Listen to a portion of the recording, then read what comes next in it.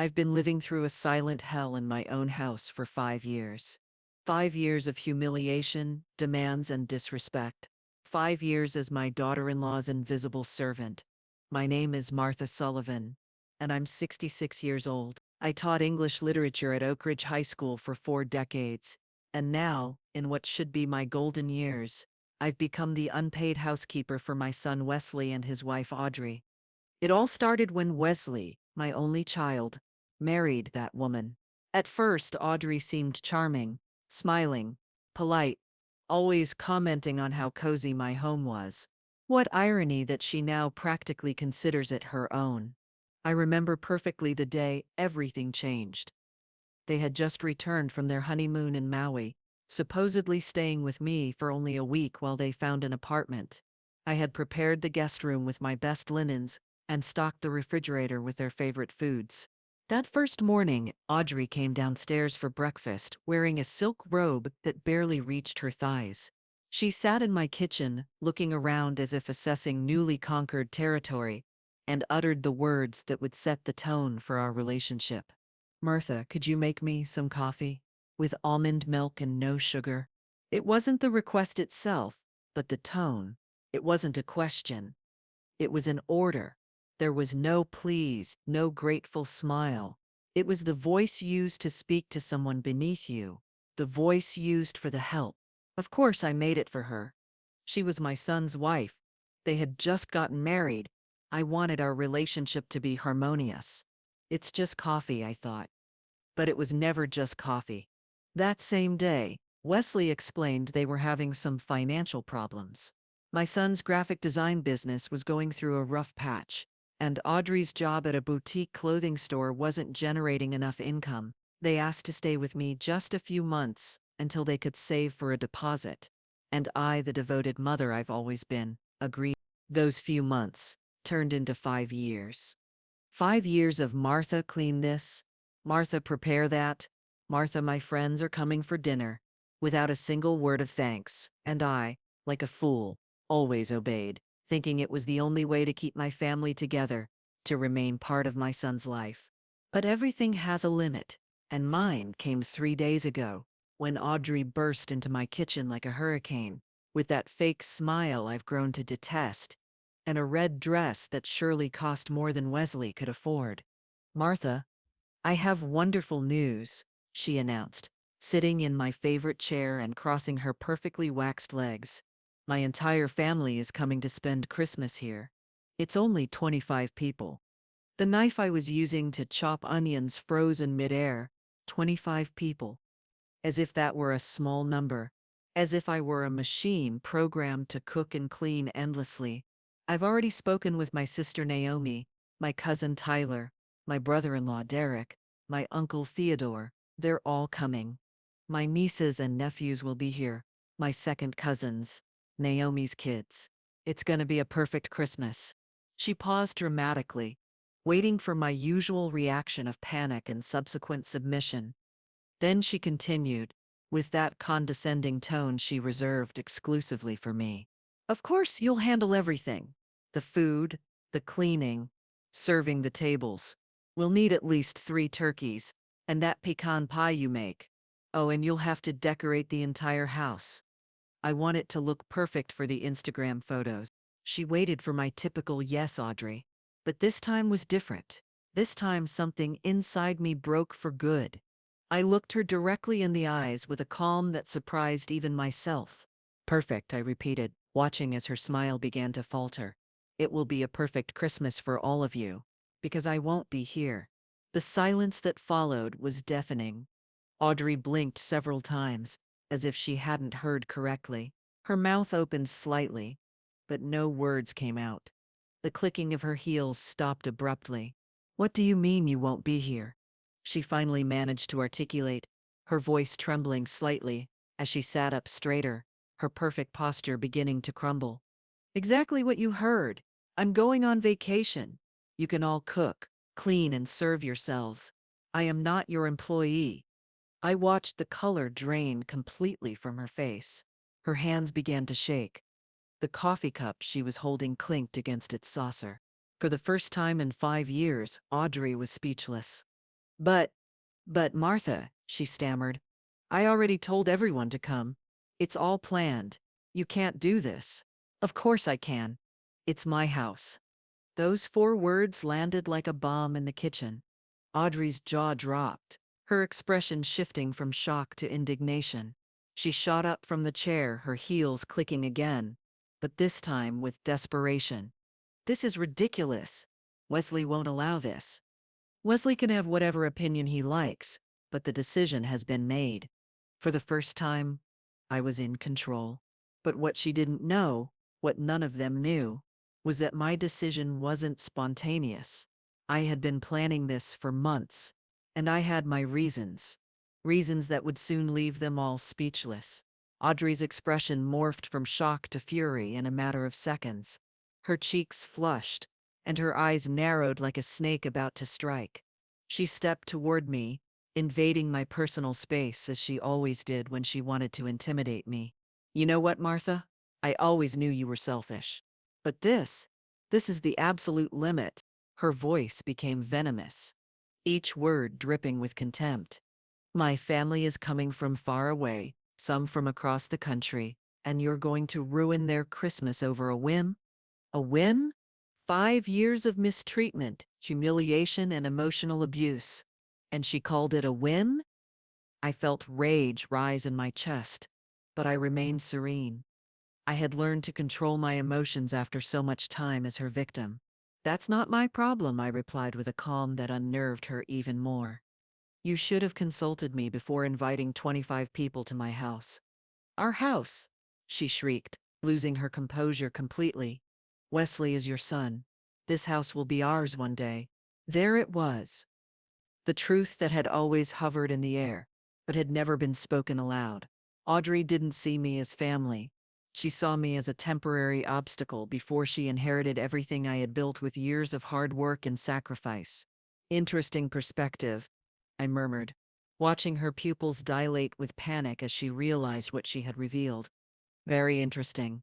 At that moment, I heard keys in the front door. Wesley was home from work.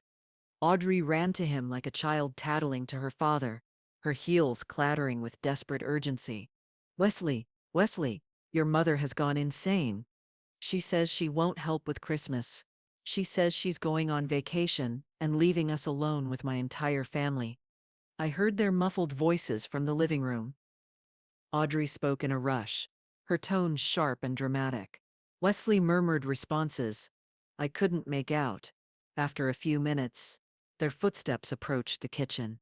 My son appeared in the doorway, his suit wrinkled after a day at the office, his face tired but annoyed. Behind him, Audrey followed like a shadow, arms crossed and a triumphant expression on her face. She clearly expected him to put me in my place. Mom, Wesley began in that patronizing tone he had adopted since his marriage. Audrey told me about your decision. Don't you think you're being a little dramatic? Dramatic? My own son was calling me dramatic for refusing to be his wife's servant. I felt something cold and hard settle in my stomach. Something that had been growing for months finally crystallized in that moment. No, Wesley, I'm not being dramatic. I'm being clear. But Mom, it's Christmas. It's a time for family. Audrey already invited everyone. We can't cancel now. I didn't say to cancel. I said I won't be here. Audrey stepped forward, placing herself between Wesley and me like a human barrier. See what I mean? She's become completely irrational. What will my family think? What am I going to tell them? Tell them the truth, I answered calmly. That you assumed I would be your employee without consulting me, and that you were mistaken. Wesley sighed deeply, running a hand through his hair as he did when he was frustrated. Mom, be reasonable. You know Audrey can't cook for 25 people by herself. And why not? I've cooked for her parties for years. It's time she learned. But I work, Audrey protested. I can't take days off to cook. My career is important. Her career. A part-time position at a boutique that she had probably gotten through Wesley's connections. But of course, her career was more important than my time, my energy, my dignity. Then hire a caterer, I suggested with a sweet smile. There are many excellent options in the city. Catering costs a fortune, Wesley exclaimed. Why spend thousands of dollars when you can? He stopped abruptly, realizing what he was about to say. When I can do it for free, I finished for him. Like always, like the employee you think I am. The silence stretched between us like a widening crack. Audrey and Wesley exchanged nervous glances. I could see the wheels turning in their heads, trying to find a way to manipulate me into giving in. Look, Mom, Wesley said finally, adopting a softer tone. I know you've been a bit sensitive lately. Maybe you're going through some hormonal changes. Hormonal changes? Seriously? He was reducing me to a hysterical menopausal woman. The fury I had been containing began to boil beneath the surface, but I managed to keep my voice steady. There is nothing hormonal about this. Wesley, this is about one very clear thing: respect. And for 5 years, neither you nor your wife has shown me any. That's not true, Audrey protested. We've always treated you well. You're part of the family. The part of the family that serves, cleans, and cooks while you two have fun. The part of the family that is never consulted but is always expected to obey. Wesley came closer, placing a hand on my shoulder, as he used to do as a boy when he wanted something. But he was no longer the sweet child I had raised. He was a man who had chosen his wife over his mother in every conflict for the past 5 years. All right, Mom, I understand you're upset, but think about it. It's just 1 week. After Christmas, everything goes back to normal. Normal. They're normal where I was invisible, except when they needed me. Where my feelings didn't matter as long as their life was comfortable. Where my house had ceased to be my sanctuary and had become their personal hotel. No, Wesley. Things are not going back to normal because I'm leaving tomorrow. They both froze. Audrey was the first to react, her voice rising an octave. Tomorrow. Tomorrow. Tomorrow, I confirmed, enjoying the panic that began to gleam in their eyes. I already have everything arranged. What they didn't know was that I truly did have everything arranged, just not in the way they thought. This is insane, Audrey shrieked, her eyes wide as she paced my kitchen like a caged animal. You can't leave tomorrow, it's impossible. My family arrives in 3 days. Well, you should have thought of that before you took for granted that I would be your employee, I replied, maintaining my serene tone as I calmly washed my coffee cup. Every movement was calculated to show that her dramatics didn't faze me. Wesley just stood there, shifting nervously from one foot to the other, clearly torn between supporting his hysterical wife and trying to reason with me. His eyes darted between us as if he were watching a tense tennis match. Mom, please, he finally murmured. At least tell us where you're going. When will you be back? I'm going to visit my sister in Florida. I lied smoothly. And I'll be back after New Year's. The lie came so naturally, it surprised even me, but it was necessary. They couldn't know my real plans. Not yet. After New Year's? Audrey practically choked on her own words. But what are we going to do? I already told everyone to come. My uncle Theodore already bought his plane tickets from Seattle. Naomi canceled her plans. Derek took time off work. Those are their problems, not mine. I saw desperation begin to replace the rage on Audrey's face. Her perfectly manicured hands trembled as she gripped the marble countertop, her knuckles white from the pressure. Martha, her voice suddenly changed, becoming syrupy and manipulative. You know, I've always thought of you as a second mother. You're so important to me, to us. You can't just abandon us like this. There it was, the switch in tactics from fury to emotional manipulation. I had seen this play many times before, but it no longer worked on me. If you really considered me a mother, you wouldn't treat me like a servant. But I don't treat you like a servant. I just, I just thought you enjoyed cooking for the family. I thought you liked to feel useful. Useful. That word pierced me like a dagger. For 5 years, I had believed that being useful was my way of keeping the peace, of securing a place in my son's life. But now I understood that being useful had only made me a shadow in my own home. You know what, Audrey? You're right. I do like to feel useful. That's why I'm going to be useful to myself for the first time in years. Wesley intervened again, his frustration now evident in every line on his face. Mom, this isn't fair. You know we don't have the money to hire a caterer for 25 people. The deposit on the new apartment wiped out our savings. A new apartment? This was the first I was hearing about a new apartment. My eyes narrowed as I processed this information. Since when were they planning to move? And why hadn't they told me? What new apartment? I asked, my voice laced with a dangerous curiosity. Audrey and Wesley exchanged a guilty look. The kind of look you share when you've just revealed something that was supposed to be a secret. Well, Wesley began, looking down at his shoes, we were going to tell you after the holidays. We found an incredible place downtown. 3 bedrooms, ocean view, a gym in the building. Sounds expensive, I observed, keeping my tone neutral, though my mind was racing. Well, yes, but it's worth the investment. And don't worry, we're not moving far, only 30 minutes from here. 30 minutes. Close enough to keep using my house as their personal restaurant, but far enough to have their privacy. How convenient. And how do you plan to pay for it? I asked, though I already had a suspicion about the answer. Audrey's face suddenly lit up, as if she'd found the perfect solution to all our problems. That's why it's so important that we have a perfect Christmas. My uncle Theodore is very generous when he's impressed, and my brother-in-law Derek has connections in real estate. If everything goes well, they could help us with Wesley's business. There it was. The real reason behind the grand Christmas celebration. It wasn't about family or tradition. It was about money, about impressing wealthy relatives to get financial favors. And I was the cornerstone of their manipulation scheme. I see, I murmured, letting the silence hang as they both waited for my response. So, you need your Christmas to be perfect to impress the rich family. Exactly, Audrey exclaimed, relieved that I finally understood the gravity of the situation. I knew you'd get it. You're so smart, Martha. You always know the right thing to do. The right thing?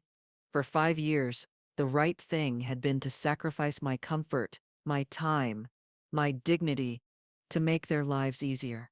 But now, I had a completely different perspective on what was right. You're right, Audrey. I know exactly what the right thing to do is. That's why my decision stands. I'm leaving tomorrow. The hope vanished from their faces like spilled water. Audrey began to breathe rapidly, on the verge of a panic attack. You can't do this. You can't ruin our future over a tantrum. It's not a tantrum, it's a well-thought-out decision. But what will my family think when they arrive and there's no one here to receive them? What will they think when they see there's no food prepared? They will think that their niece invited them without having the capacity to be a host, and they will be correct. Wesley stepped closer, his desperation now palpable. Mom, please, if you really need a vacation, we can postpone it. After New Year's, you can go wherever you want, for as long as you want. We'll pay for your trip, the hotel, everything. They'd pay for my trip. With what money? I wondered, given they had just said the apartment deposit left them with no savings. But it didn't matter. Their offer was 5 years too late. The offer is tempting, Wesley, but my decision is made. This is emotional blackmail. Audrey burst out, her mask of sweetness finally falling away completely. You're using our situation to manipulate us. Emotional blackmail. The words hung in the air like an unwitting confession, because if I was engaging in emotional blackmail by refusing to be their free employee, what had they been doing for 5 years? You know what emotional blackmail is, Audrey. It's making me feel guilty every time I don't want to cook for your friends. It's telling me that a good mother-in-law always puts family first when I refuse to clean up after your parties. It's assuming my plans don't matter because I'm retired and have nothing better to do. Every word was a bullet that hit its mark. I saw them both flinch slightly with each accusation because they knew it was true. All of it was true. That's not the same thing, Audrey stammered. But her voice had lost all its previous force. You're right. It's not the same. Because what you two have done is much worse. You have taken my generosity for granted for years." The kitchen fell into a tense silence. I could hear the ticking of the wall clock, the hum of the refrigerator, Audrey's ragged breathing. But what I could hear most clearly was the sound of my own approaching freedom, because tomorrow everything would change, and they had no idea just how much. What they didn't know was that this wasn't just about Christmas. What they didn't know was that I had discovered something that would change all of our lives forever. And soon, very soon, they would face the consequences of their actions in ways they couldn't even imagine. That night, while Audrey and Wesley were still in the living room arguing in desperate whispers, I locked myself in my room and pulled out my laptop. It was time to set the second phase of my plan in motion, a plan that had been brewing for months, ever since I discovered something that changed my entire perspective on my dear daughter-in-law. 3 months earlier, while foolishly cleaning Wesley's home office, I had found a forgotten folder among his papers, filled with bank statements, printed emails, and legal documents. At first, I thought they were work papers, but something caught my eye. Audrey's name appeared again and again in transactions I didn't understand. That night, after they went to sleep, I returned to the office and reviewed everything meticulously. What I found chilled me to the bone. Audrey had been spending money they didn't have. A lot of money. Credit cards in Wesley's name that he knew nothing about. Personal loans using the house as collateral, and compulsive shopping sprees at luxury stores that added up to over $50,000 in debt. But that wasn't all. I also found emails where Audrey discussed with her friends how to manage Wesley so he wouldn't discover her spending, how to keep him distracted while she kept shopping, and most chilling of all, a message thread where she planned to convince him to sell the house to invest in their future together. My house. The house I had lived in for 30 years. The house I had paid for with my work, my savings, my sacrifices. Audrey wanted Wesley to sell it to pay off her compulsive shopping debts. That night, I couldn't sleep. I stayed awake until dawn, processing the betrayal, the manipulation, the deceit. But along with the devastation, something else began to grow. A cold, calculated determination to protect myself. The next day, I began my own silent investigation. I hired a private detective, a discreet man my lawyer had recommended years ago. I asked him to track all of Audrey's financial activities. What we discovered was even worse than I had imagined. Not only was she a compulsive spender, but she had also been lying about her job. Her important career at the boutique was part-time, and she was barely making minimum wage. But she had been telling Wesley she earned 3 times that amount. Where did the extra money for her personal expenses come from? The secret credit cards, of course. And there was more. Audrey had been telling her relatives that we were much wealthier than we actually were. She had told them that Wesley had a thriving business, that I had a considerable fortune, that our house was worth twice its actual price. All lies to maintain her image as a successful, well-married woman. Now, as I looked at my laptop screen in the quiet darkness of my room, I smiled for the first time in months. Because I had taken steps they couldn't even imagine. First, I had moved all my savings to a new account at a different bank, an account Wesley knew nothing about and would never have access to. Then, I had consulted with my lawyer about how to protect the house's deed. It turned out there were very effective legal ways to ensure no one could force me to sell it. But my master stroke had been to contact Audrey's family directly, not all of them, just the ones who really mattered. Her uncle Theodore, the successful businessman from Seattle, her brother-in-law Derek, the real estate agent who was supposedly going to help them, and her sister Naomi, who worked in finance and had an impeccable reputation. I had sent them very polite emails introducing myself as Audrey's concerned mother-in-law. I told them I was worried about the young couple's delicate financial situation and wanted to ask their advice on how to help. Of course, I had accidentally attached some of the most alarming bank statements I had found. The responses were immediate. Theodore was furious at being deceived about Audrey's real situation. Derek immediately canceled any plans for financial assistance. Naomi was so angry, she threatened to come personally to sort out her younger sister's life. But the best part was that none of them had said anything to Audrey yet. They were waiting for the Christmas gathering to confront her in person. A gathering that would now be missing the host they expected, the food they were promised, and the festive atmosphere Audrey had painted in her lies. My phone vibrated with a text message. It was from Theodore. Mrs. Sullivan, after reviewing the documents you sent, my family and I have decided to arrive a day earlier than planned. We want to speak with Audrey about some important matters before the celebration. Would it be possible for you to receive us on the morning of the 23rd? Exactly when I would be packing my bags for my trip to Florida. What a perfect coincidence. Of course, Theodore. It will be a pleasure to have you. However, I must inform you that I will be leaving for a trip that same day, so Audrey and Wesley will be your hosts. His response came in seconds. Perfect. That will be exactly what we need. I closed the laptop and lay back in bed, smiling in the dark. For 5 years, I had been the silent victim, the submissive mother-in-law, the free employee. But all that time, I had been observing, learning, understanding how my in-laws really worked. Audrey thought she was so smart, so manipulative, so clever, but she had gravely underestimated the older woman who cleaned up her messes. She had assumed my age and my apparent meekness meant I was helpless. Tomorrow morning, while she was still asleep, I would be packing my bags. Not for Florida, as I had told them. My real destination was a luxury hotel, just an hour away, where I had booked a suite with an ocean view for the next 2 weeks. From there, I would have a front row seat to the collapse of the little kingdom of lies Audrey had built. I would watch her family discover her deceptions. I would watch Wesley finally open his eyes to the woman he had married. I would watch her whole perfectly manipulated world fall apart, piece by piece.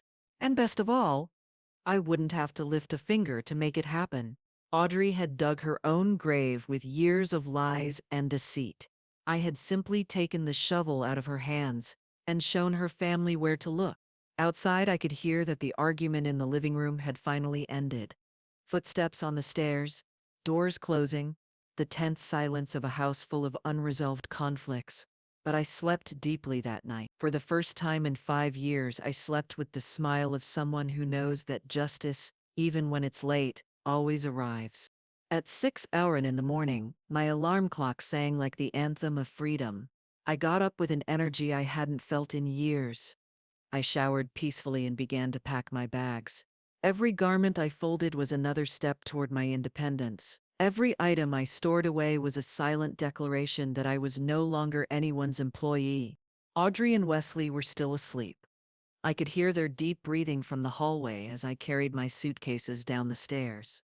I had prepared a note which I left on the kitchen table next to the spare house keys. A brief but precise note. Have decided to leave early for my trip. The house is in your hands. Enjoy your perfect Christmas, Martha.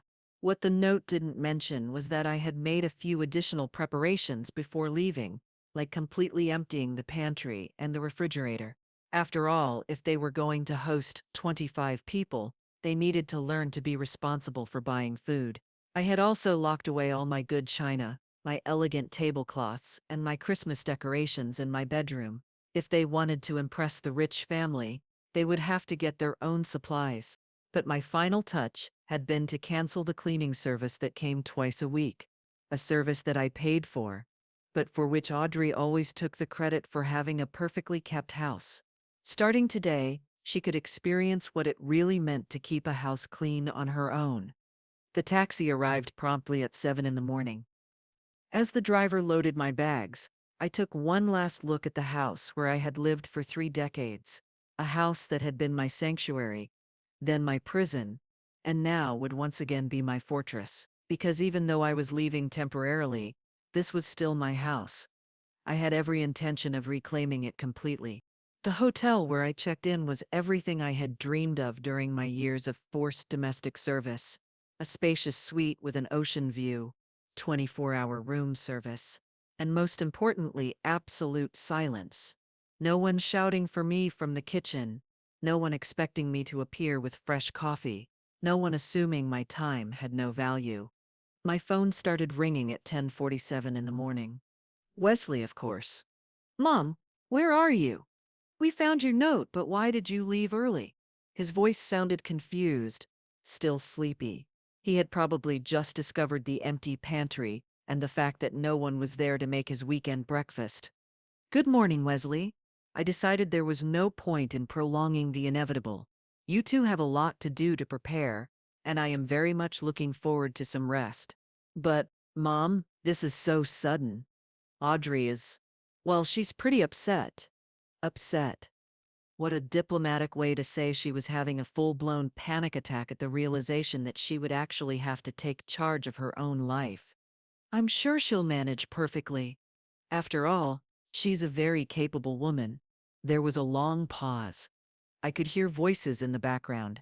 Audrey speaking in a rapid, hysterical tone. Could you at least tell us where you are in case of an emergency? I am safe and in a good place. That's all you need to know. Mom, please. I know you're angry, but this is extreme. Audrey's family arrives in 2 days, and we don't know how. Wesley, I interrupted him firmly. You are 32 years old. Audrey is 29. You are fully functional adults. I am certain you can solve your own problems without relying on a 66-year-old woman. Another pause. This one longer. Fine, he finally sighed. But promise me you'll be okay, and when are you coming back? I'll be back when I'm ready. Enjoy your Christmas. I hung up before he could insist further. I immediately put my phone on silent mode. I knew the next few hours would be a constant bombardment of desperate calls and messages, but I had waited 5 years for this moment of peace. I wasn't going to let them ruin it.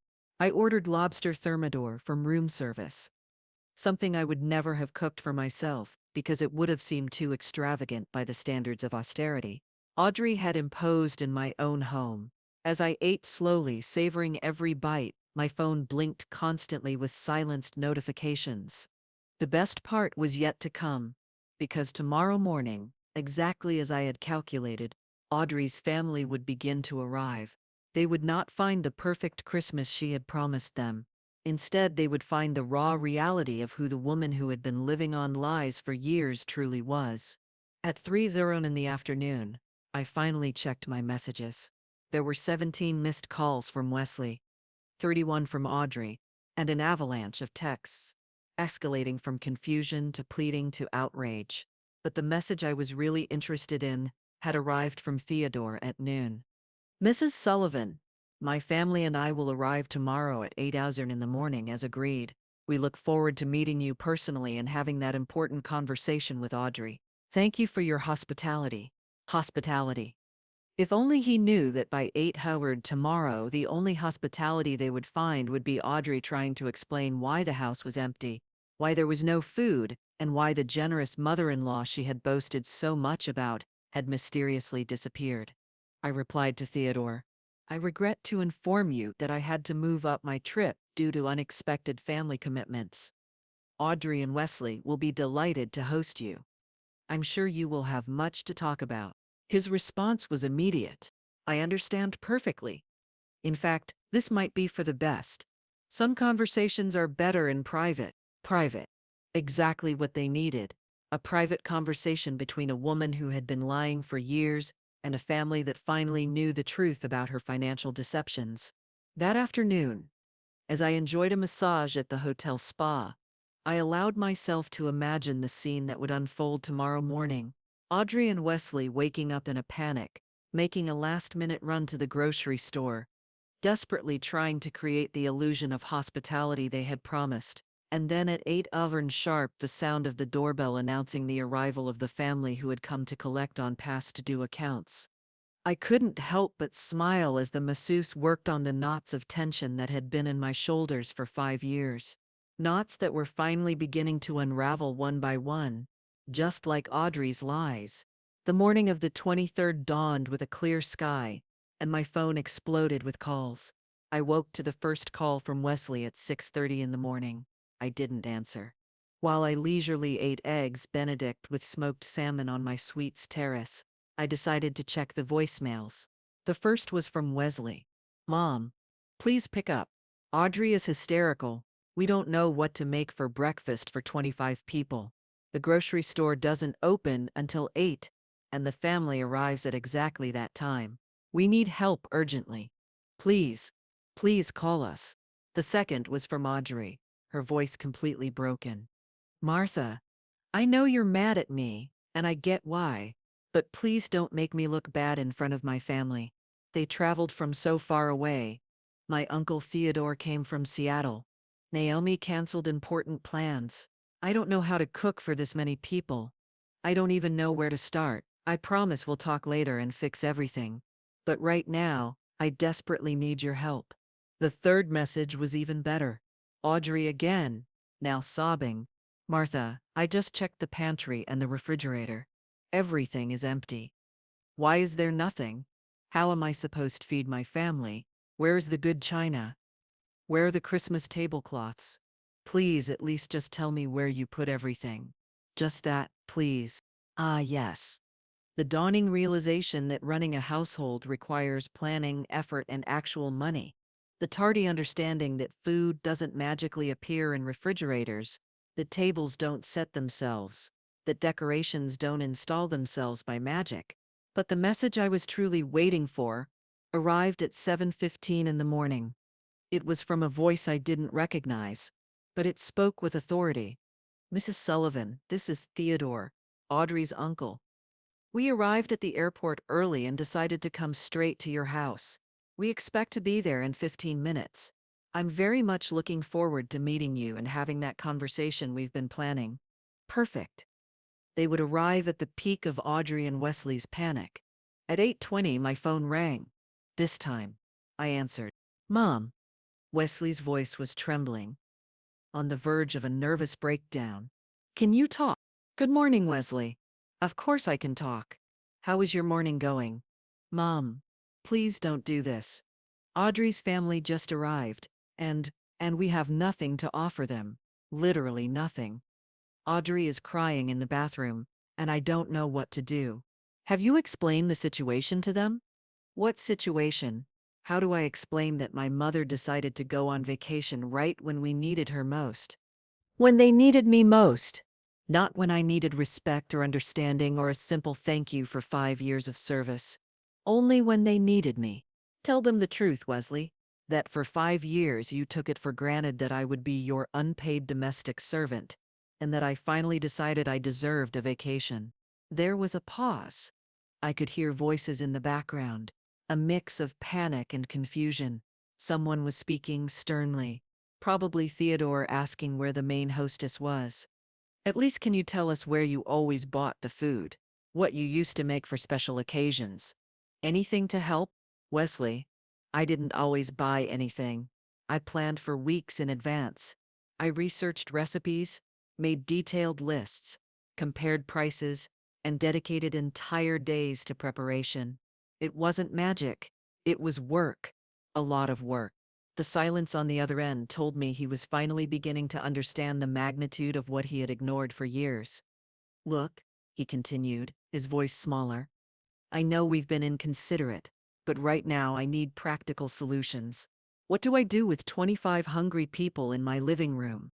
Order takeout, call restaurants, go to the supermarket, do what all responsible adults do when they have guests. But it's the holidays. Everything is closed or swamped, the restaurants have no availability. Then maybe you should have thought of that before you invited 25 people without consulting the person you expected to do all the work. I heard a new voice in the background, a serious tone. Theodore was clearly demanding an explanation. Mom, Audrey's uncle wants to talk to you. He says he needs to understand what's going on. I would love to talk to him, but I'm on vacation. Tell him Audrey can explain everything perfectly. After all, she's the one who organized this gathering. Please, Mom. Just 5 minutes. He's very confused and a little upset. I think he can help us solve this. Help us again. It was all about helping them. It was never about what I needed, what I deserved, or how they had made me feel for years. Wesley, listen to me very carefully.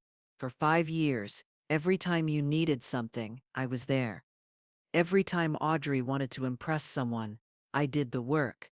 Every time you had problems, I was the solution.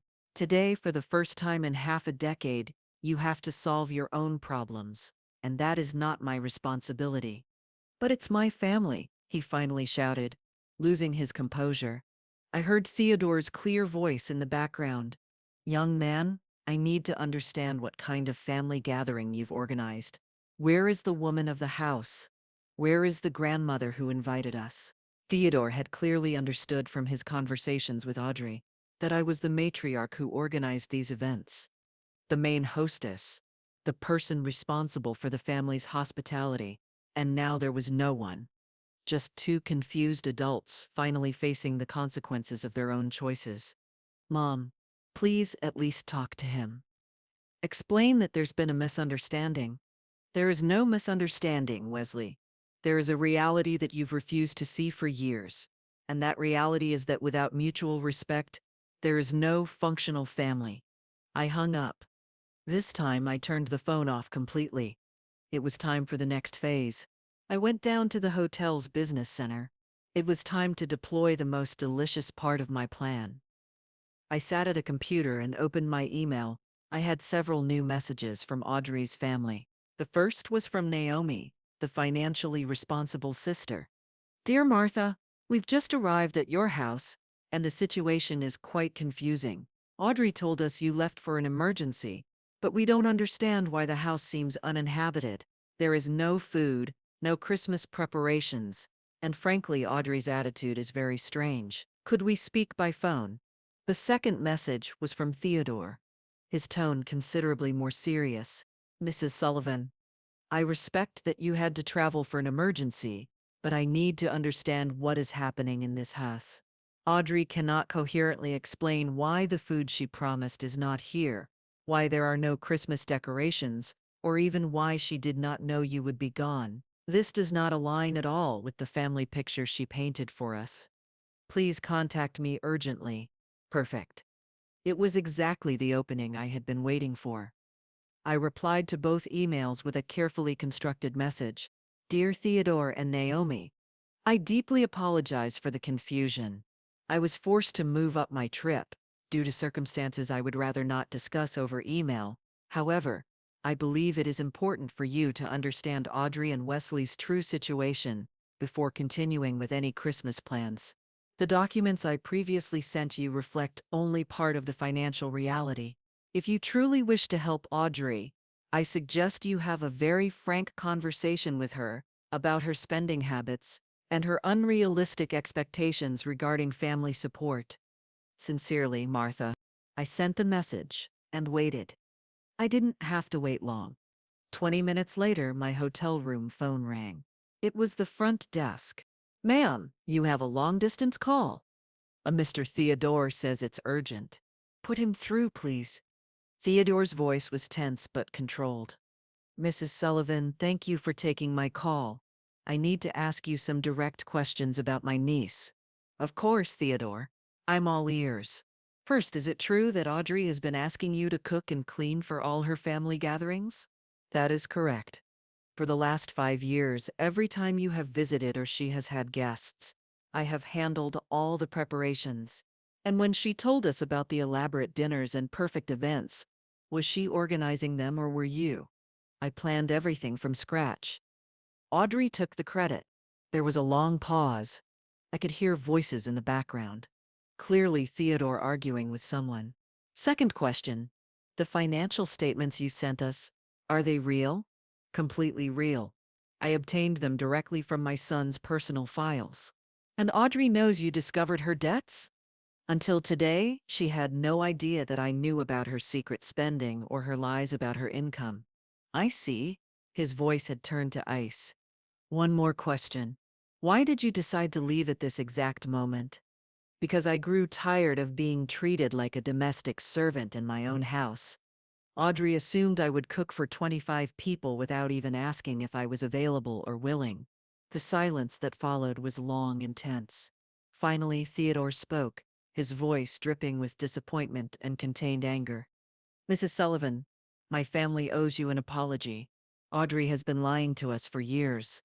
She painted a picture of you as a prosperous family where she was the perfect organizer. She asked us for financial help to expand Wesley's business when apparently the money was to pay off her compulsive shopping debts. I'm afraid so. And we, like fools, were ready to help because we believed she had proven herself to be responsible and successful, when in reality you have been the one keeping everything running while she took the credit. Well, now you know. And let me tell you, my family does not tolerate this kind of deceit. Audrey is going to have some very serious explaining to do. Theodore, if I may suggest something? Please. I think it would be beneficial for Audrey to face the natural consequences of her decisions. She has lived in a bubble of privilege where others solved her problems. Perhaps it's time for her to learn to be truly independent. I completely agree. In fact, I have some news for her that is going to change her perspective drastically. The supposed financial support she was expecting from the family for her husband's business, well, that was entirely dependent on her demonstrating fiscal responsibility and transparency. After seeing these documents and the current situation, I can assure you there will be no support.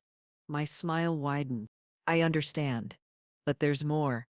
My brother-in-law, Derek, who was going to help them with real estate connections, is also very upset.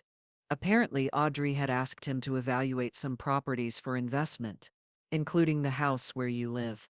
Did you know about this? This was new. I hadn't known Audrey had gone so far as to ask Derek to evaluate my house for a sale. No, I did not know that. Well, Derek is furious. He invested time and resources based on false information. He feels completely deceived. Which brings me to my main point.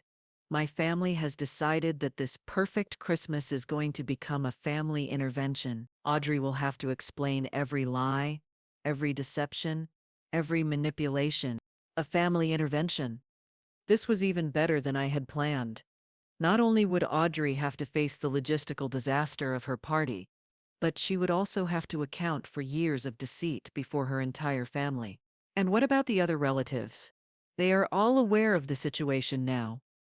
For dinner tonight, the whole family will know the truth about Audrey. And does she know? Not yet, but she's about to. I could hear voices rising in the background. Things were clearly escalating at my house.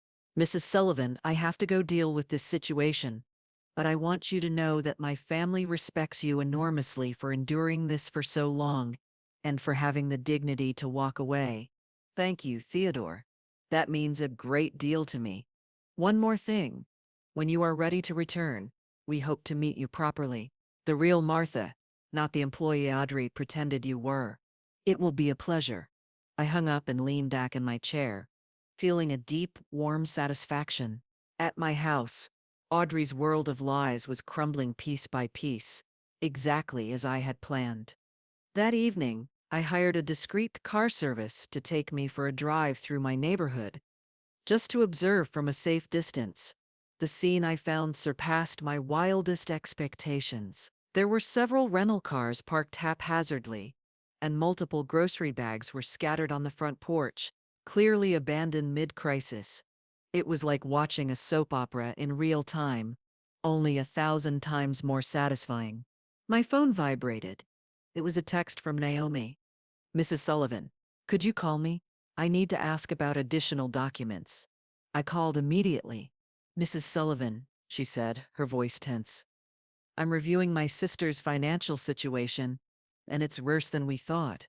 I just discovered she has been using Wesley's name and credit information to open accounts he doesn't know about. This could be considered identity fraud. This was new information. Does Wesley know? We just told him an hour ago. He's in shock. He keeps saying it must be a misunderstanding. Naomi, I have to ask something delicate. Did you know Audrey told our family that I was considering making her the beneficiary of my will? The question hit me like a lightning bolt. What?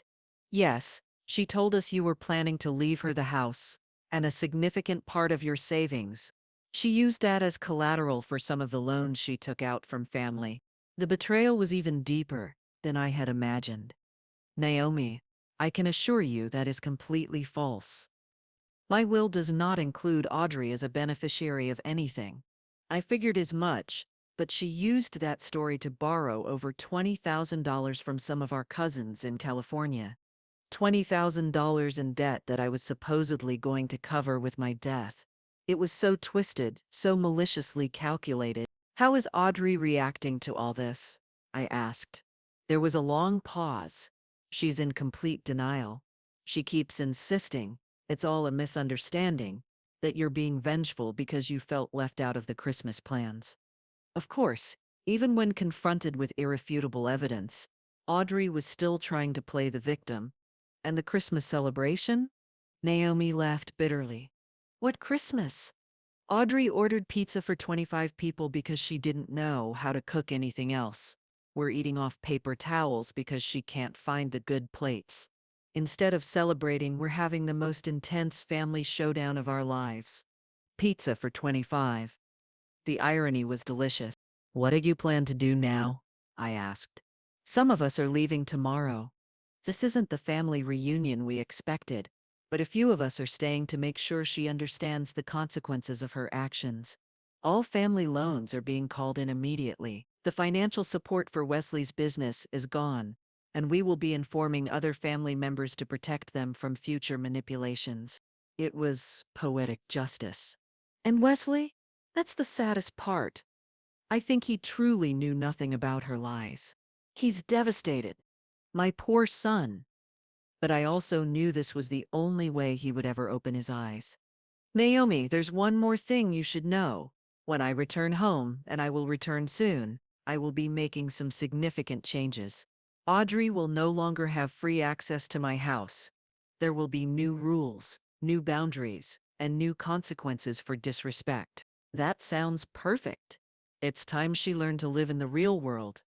I hung up and asked the driver to take me back to the hotel. Tomorrow would be my triumphant return. The morning of December 24th dawned cold but bright.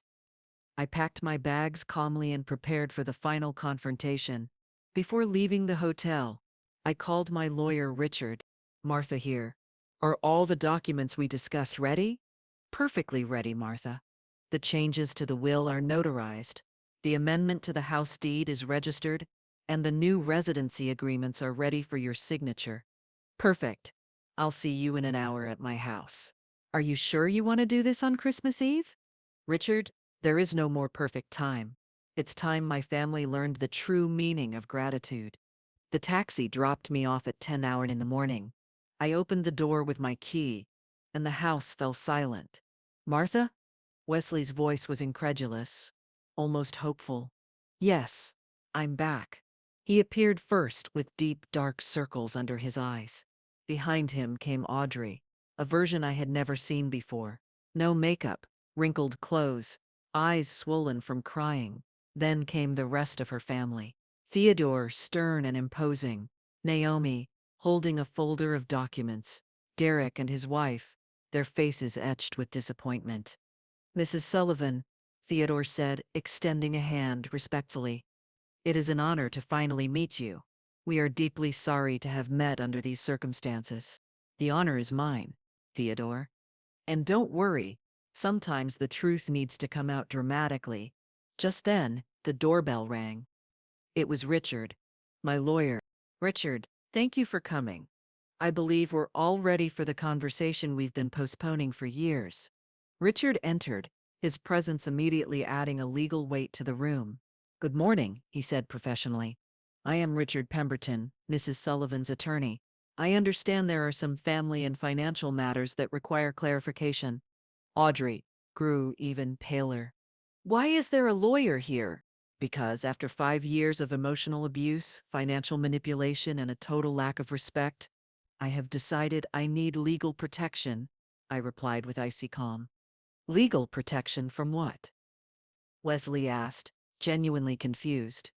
From your wife's attempts to use my future death as collateral for loans. From her plans to convince you to sell my house to pay off her compulsive shopping debts. From her unauthorized use of your credit information. Need I continue? The silence was absolute. Audrey slumped onto the sofa, finally understanding her world of lies had completely collapsed. Richard, I said, shall we proceed? Very well. First, the testament changes. Mrs. Sullivan has amended her will to ensure that the ownership of this house can never be sold or mortgaged without her explicit consent, even after her death. The house will be transferred into a family trust that protects Wesley's interests but prohibits any financial speculation. Audrey began to cry silently. Wesley looked shocked, but also, for the first time, genuinely ashamed. Second, Richard continued, the new terms of residency. Audrey no longer has unrestricted access rights to this property. Any visit must be coordinated in advance and approved by Mrs. Sullivan. What does that mean exactly? Wesley asked, his voice trembling. It means your wife can no longer walk into my house whenever she pleases, give orders about my food and my time, or assume I will be her domestic servant. Mom, I never knew that she. You never knew? In 5 years, you never noticed that every time you had guests, I did all the work while she took the credit? You never wondered why your wife never cooked or cleaned, but always talked about what a perfect hostess she was? Wesley bowed his head, finally confronting years of willful blindness. Theodore approached Audrey, his voice heavy with paternal disappointment. Audrey, our family gave you opportunities, trust, and support based on lies.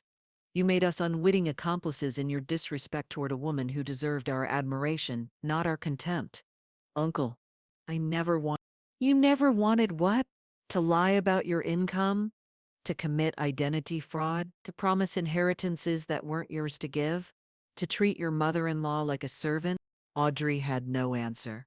There is one more thing, I continued, looking directly at Audrey. You will pay back every penny you borrowed using lies about my supposed inheritance. You will personally apologize to every family member you deceived, and you will learn to live within your actual means, not in the fantasy you built at my expense. And if she doesn't, Naomi asked, then she will face the appropriate legal consequences for identity fraud and fraudulent obtainment of credit, Richard finished, closing his briefcase. I addressed the entire family gathered in my living room. For 5 years, I sacrificed my dignity because I thought I was keeping the family together. But I learned something important. A family built on disrespect and manipulation is not a family at all. It is a toxic structure that hurts everyone involved. I looked specifically at Wesley. Son, I love you, but you have to decide what kind of man you want to be. One who allows his wife to abuse his mother, or one who defends respect and honesty in his family. Finally, I looked at Audrey. And you have to decide if you want to be a responsible adult who faces the consequences of her actions, or continue to be a manipulative child who expects others to solve the problems she creates. The clock struck noon on Christmas Eve. Now, I said with a smile I had been saving for months, those who wish to stay for a Christmas based on honesty, respect, and real gratitude are welcome. Those who prefer to continue living in fantasies and manipulations may leave. For the first time in 5 years, I was in total control of my house, my life, and my future, and I had never felt a freedom so complete. It didn't take long for the situation to sort itself out. Audrey, unable to face the shame, decided to stay with her parents temporarily. Wesley, finally waking up from his marital blindness, started therapy to understand why he had allowed things to go so far. And I rediscovered the pleasure of having a house that was truly mine. The Christmas that followed was small but genuine. Some members of Audrey's family, particularly Naomi and Theodore, decided to stay, not for her, but because they had developed a genuine respect for me. We cooked together, shared true stories, and began to build something that resembled a real family more closely. When Audrey returned a week later to pick up some of her belongings, I met her at the front door, no longer in the kitchen, where she used to give me orders, but at the threshold, where guests wait for permission to enter. You can pick up your clothes and your personal items, I told her calmly. Wesley will help you. Her eyes were swollen, her usual arrogant pose replaced by forced humility. Martha, I, I'm so sorry. 5 years too late. But at least the words had finally come out. I know you're sorry now, Audrey, but true remorse doesn't come when you're caught. It comes when you understand the harm you've caused. Will you ever forgive me? I looked at her, remembering the young woman who had entered my life 5 years ago, who had destroyed my peace and stolen my dignity. Forgiveness isn't a blank check, Audrey. It's something you earn with actions, not words. When you prove you've changed, we'll talk about forgiveness. She nodded slowly and entered the house she had once treated as her own. This time, she walked carefully, aware she was in someone else's territory, as it should have been from the beginning. The following weeks brought changes I never would have imagined. Wesley found a small but cozy apartment, paying a modest rent that reflected his true income. Audrey, facing the reality of her debts, sold most of her designer clothes and started working full-time at the boutique. This time for real. Theodore, impressed by my strength, offered me a job as a consultant for his corporate events. It turns out my skills in organizing and planning, which Audrey had exploited for years, had real value in the marketplace. And at 66, I began a small career that brought me not only additional income, but a renewed sense of purpose. As for my house, it was no longer a battlefield but a sanctuary. I installed a security system with customized codes, which meant I could control exactly who entered and when. The kitchen, which had been the scene of so many humiliations, I redecorated completely. New colors, new appliances, a new beginning. 6 months later, on a quiet afternoon in June, Wesley came to visit me, alone, without Audrey. We sat on the back patio, drinking iced tea and watching the butterflies flutter among my newly planted flowers. "Mom," he said finally, "I want you to know that I understand now. I understand how much I failed you. You didn't fail me, son. You failed yourself. You allowed someone else to define your relationship with me, and that will always lead to unhappiness. Do you think Audrey and I can fix it?" I considered his question carefully. I didn't want to give him false hope, but I also didn't want to rob him of the possibility of redemption. That depends on whether you're both willing to build something new and honest. You can't repair what you had, because what you had was based on lies. But you can create something different, something better. And you? Will you be there if we try again? I smiled, feeling a serenity I hadn't experienced in a long time. I'll be here, Wesley. I'll always be here for you, but on my terms, with dignity and respect. I will never again be invisible in my own life. He nodded, and I saw in his eyes something that had been absent for years, real understanding. That night, as I sat in my newly arranged living room, surrounded by photos of a life well lived, I felt a strange gratitude for everything that had happened. The Christmas crisis, the pain of betrayal, even the years of servitude, because without those experiences, I would never have discovered my own strength. I would never have learned that, even at 66, it's never too late to reclaim your power and redefine your life. Some might say I was cruel to abandon my family right before Christmas, but I see it differently. I gave them the most valuable gift of all, the truth, and with it, the opportunity to build something authentic on the ruins of their fantasies. In the end, one thing became clear. It's not about how old you are, but how much value you give yourself. It's not about how much you do for others, but how much respect you demand in return. And above all, it's not about being the perfect employee, the perfect mother-in-law, or the perfect mother. It's about being true to yourself, even when that means saying the most powerful word in any language: no.